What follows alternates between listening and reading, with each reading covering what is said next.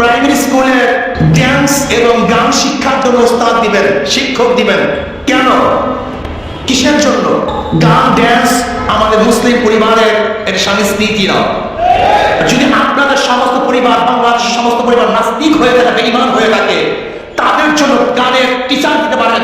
যদি 90% মুসলমানদের দেশে কোনো অবস্থাতেই গানের টিচার দেওয়া যাবে না।